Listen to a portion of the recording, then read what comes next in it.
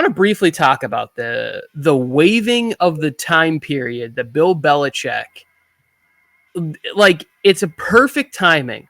And I don't think that it's like, I don't think it's a coincidence, because if you're going to make that change, why not have it in conjunction with one of the greatest, in many people's opinion, the greatest football coach of all time? Like, it just is like, hey, we've been thinking about changing this rule. We're just going to change it right now. Like, what did you, Joe, I don't know. I feel like Joe had stronger opinions about it, but Mike, why don't you go first?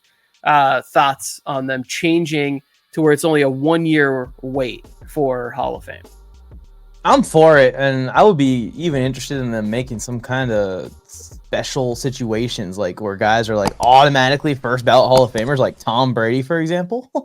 Maybe they should get into the Hall of Fame a little bit quicker after retirement. The situation with Bill Belichick is they could induct him into the Hall of Fame, and if he stays out of coaching long enough, right after goes back into coaching, we could have a Hall of Fame coach on the sidelines. I know the NFL would like to have that just for branding purposes and storyline purposes. That'd be pretty cool to have the first ever Hall of Fame coach like actively coaching a team, the Dallas Cowboys. It would be a lot of fun. So I'm not against it at all. I feel like I would rather it be for like a special case where we're talking about the greatest defensive coach of all time. We can just say that at least. Maybe the greatest coach in NFL history going into the Hall of Fame a year after retirement, especially when he's like 70. Joe. I don't know. I don't know if I like the rule or not, because why are we forcing these guys? And like you said, 1 year away from the game doesn't mean they're walking away from the game. Bill Belichick can go right back into being coaching. I don't like the fact that you'll be a Hall of Famer and being in the NFL. I don't like that. I'd rather take the time, and then we could have the 5 years to appreciate you and think about it. And then when and you have time to reflect on what you did in the game and be away from the game. And why the fuck are we only doing it for coaches? Like, these players, now we're seeing players on their deathbed or already dead now going in, and people, their own family members have to go and accept it for them. Why aren't we doing it for players? And if players are the ones on the field, not the coaches. Like, we've always like, come on, man. I'm not gonna make one person better than everybody else. So they're waiving the period for coaches, and I did text you this, because they're at the end of their life. But they're only gonna use the 1 year exemption thing on coaches if it's like a slam dunk, no doubt about it. You're talking about these guys like Sam Mills' wife was there a couple of years ago. Cliff Sam Branch, Mills' his whole family. What was it? Cliff Branch's whole family, like the whole Cliff Branch induction was after it was postmortem. Yeah, Cliff Branch played when? 76? Well, look at this year. Like, it wasn't. But Joe, what I'm saying is, like, you want to waive it for players because you're saying they're on their deathbed. Yeah, but they had 35 years to get in. So the 1 year waiver period wasn't going to change anything for those players. They're deserving of being in the Hall of Fame, but it just takes longer for them to get there.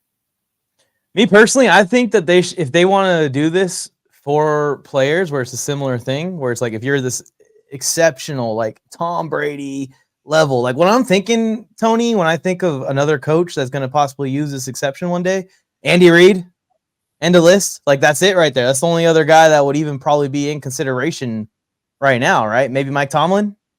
I don't know, but like Harbaugh, like, it's very, very rare this happens, but like there could be some kind of like where the first ballot Hall of Famer is a little bit, it's almost separated from the rest of the class, where you're eligible to be put in early as a first ballot before you're eligible as just a regular Hall of Fame spot, like your Cliff Branch or your Sam Mills, who had to wait 20 years to get in.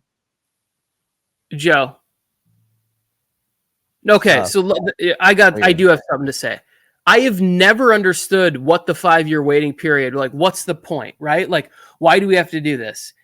Like, I also don't think that there should be limits. I think that at the end of the career, you don't need time. You don't need a 5 year waiting period to realize that Jerry Rice, Joe Montana, like all these greats are going in.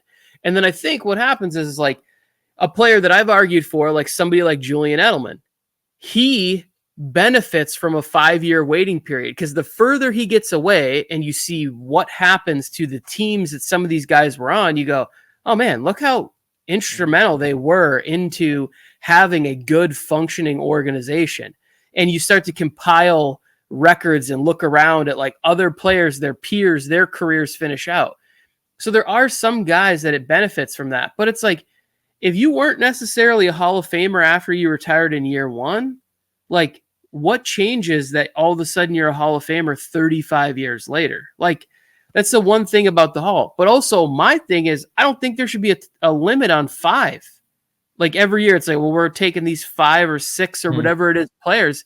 My thing is like, if we can have a season where all of a sudden like 8 guys retire all at the same time and they're all Hall of Famers, like just put them in the Hall of Fame. We know they're going there.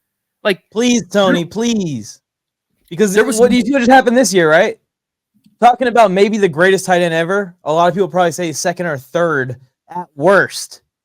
Not getting into the Hall of Fame. While, no offense, Andre Johnson should be in the Hall of Fame. When we talk about who should be a first ballot Hall of Famer between Johnson and Antonio Gates for what they did at their position, I don't think it's even close, or it should be even really a conversation when we talk about a top 5 tight end all time versus one of the best receivers of his generation.